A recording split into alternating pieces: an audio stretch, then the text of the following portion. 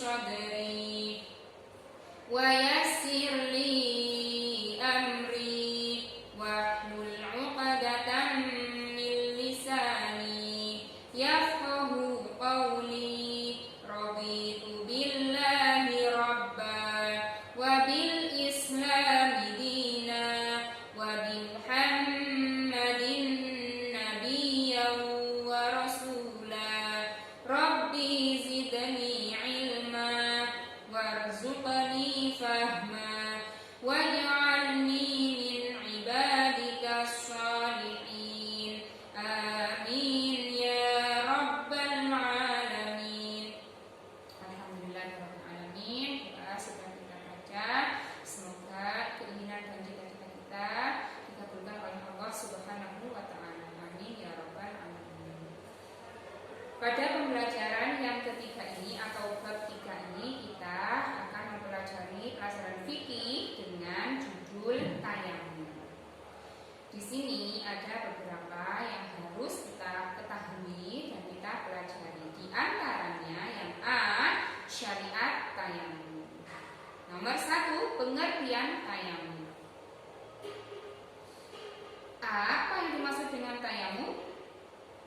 Menyapukan debu yang suci pada muka dan tangan saja sebagai pengganti wudhu dan mandi besar dengan syarat-syarat tertentu. Jadi debu ya, bukan tanah.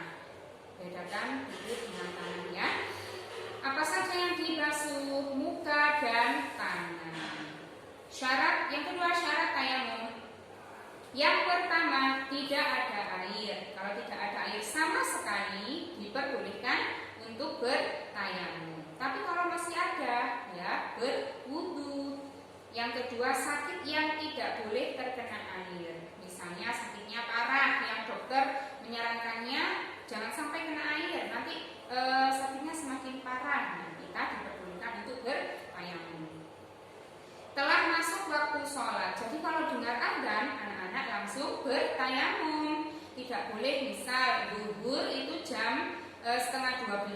Nah, anak-anak bertayamumnya jam 10 atau jam 11. Nah, itu tidak boleh. Yang benar adalah telah masuk waktu sholat. Mendekati sholat, dengar adzan langsung bertayamum. Kemudian memakai debu yang bersih. Jangan sampai debu yang sudah kena kotoran hewan atau najis, nah itu tidak disucikan.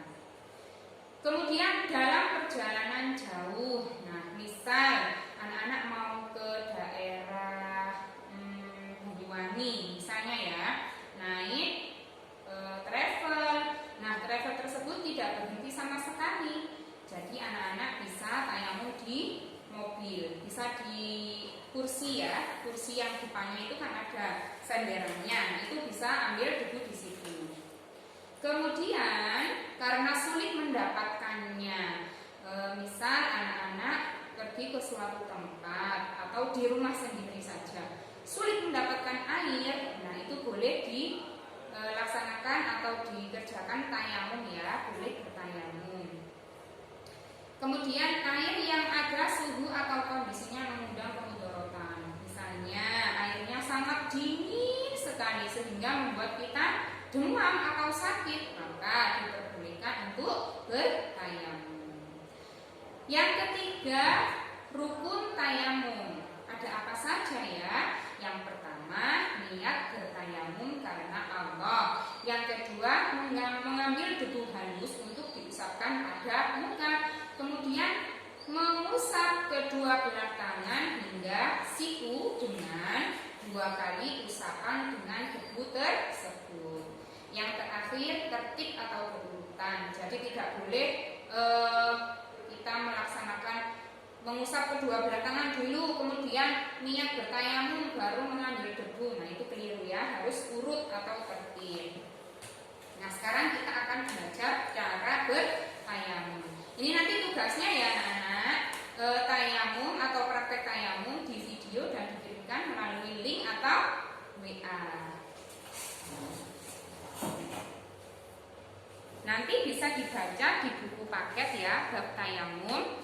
Niat bertayamum adalah nawaitut tayammuma listibahis sholati fardhon lillahi ta'ala. Anak-anak ambil dulu debu seperti ini, kemudian ditiupkan dulu.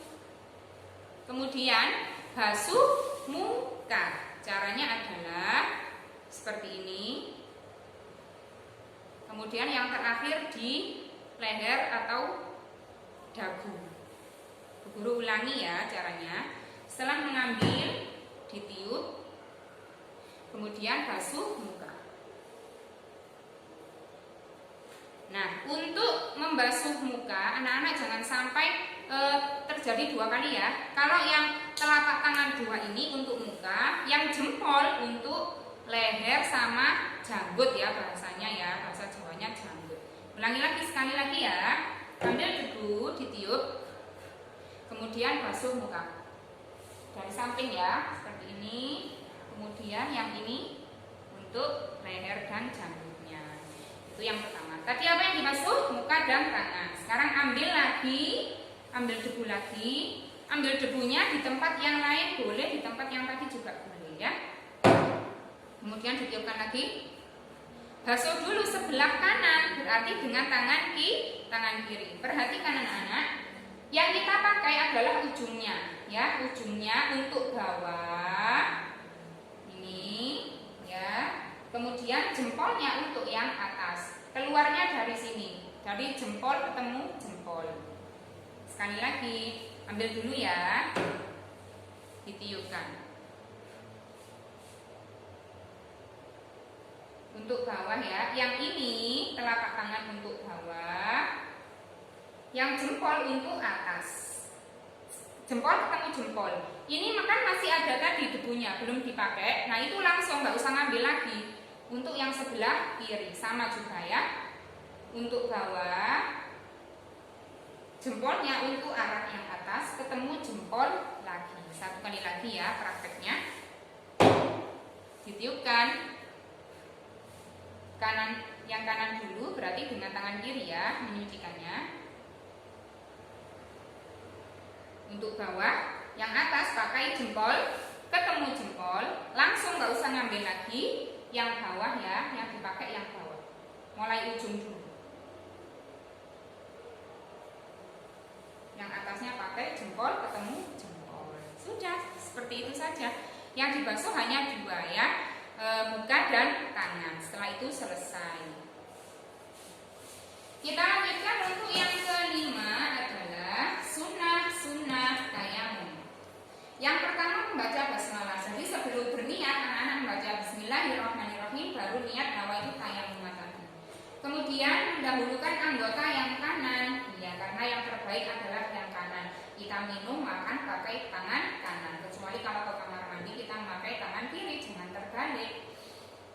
Kemudian dikerjakan secara beriringan atau al-muwalah, maksudnya setelah melakukan rukun yang satu segera disusul dengan melakukan rukun yang berikutnya. Ini maksudnya seperti ini. Kalau anak-anak menyucikan muka jangan ditinggal jalan-jalan ya, langsung setelah muka langsung tangan. Seperti itu maksudnya. Jadi urut ya, langsung pada saat itu juga, tidak usah ditinggal yang lain-lainnya. Yang keenam, hal-hal yang membatalkan tayamum. Apa saja ya? Yang pertama, segala yang membatalkan wudu. Apa saja yang membatalkan wudu? Ayo, kentut, kemudian buang air besar, kemudian memegang yang bukan mahram. Nah itu ya diantaranya ya.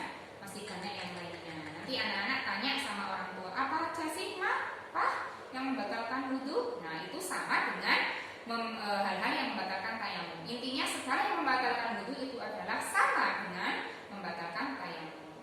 Kemudian yang kedua, ditemukannya air. Nah, jika anak-anak waktu tayamum tadi itu setelah tayamum loh, kok ada air, berarti tayamumnya tidak sah. Anak-anak harus berwudu. Nah, batal tayamumnya karena sudah mendapatkan air atau menemukan air.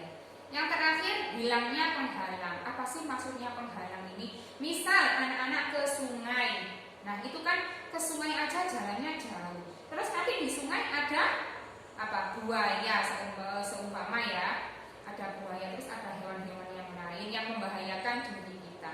Kalau seperti itu boleh nggak tayamum? Boleh, karena ada penghalang di situ. Karena di situ ada hal-hal yang membahayakan diri kita. Tapi kalau di sungai tersebut sudah tidak ada buaya atau segala hal-hal yang menghalangi kita untuk berwudu, nah itu berarti tayamumnya batal, harus kita melaksanakan wudu. Nah sekarang yang B, praktik tayamum. Apa saja ya? Yang pertama, menghilangkan najis yang menempel di badan. Kemudian mengambil debu yang suci dengan kedua tangan sambil membaca basmalah dan berniat tayamum.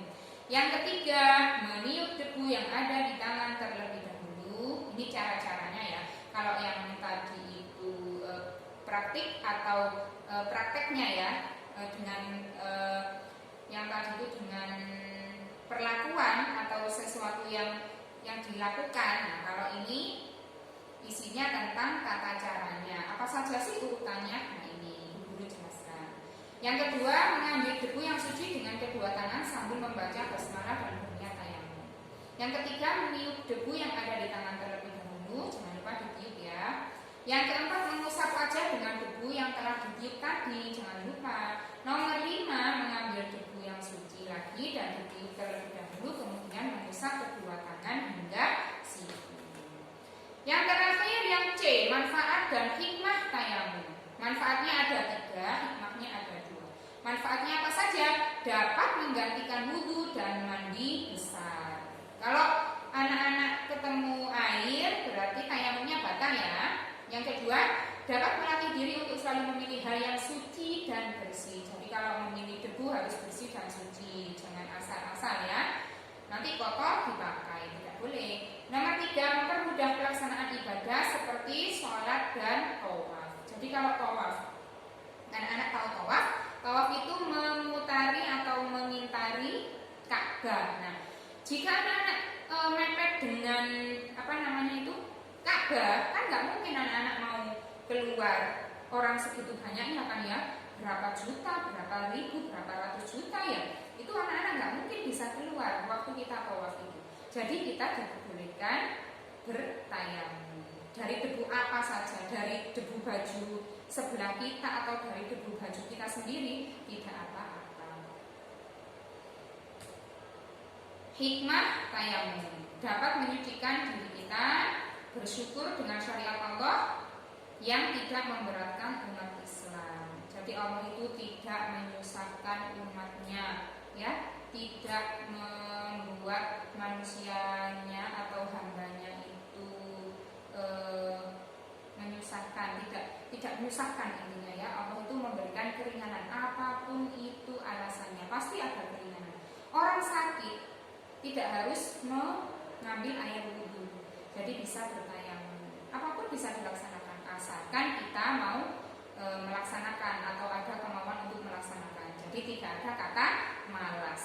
Kita harus bersyukur dengan kesehatan yang diberikan Allah dengan cara melaksanakan perintahnya dan menjauhi larangannya. Sekian, semoga apa yang kita pelajari hari ini bermanfaat buat anak-anak. Untuk anak-anak jangan bosan ya belajar di rumah ya. Guru juga sebenarnya bosan, tapi mau bagaimana lagi? Ya, anak-anak tetap semangat. Guru di sini juga semangat untuk anak-anak di rumah.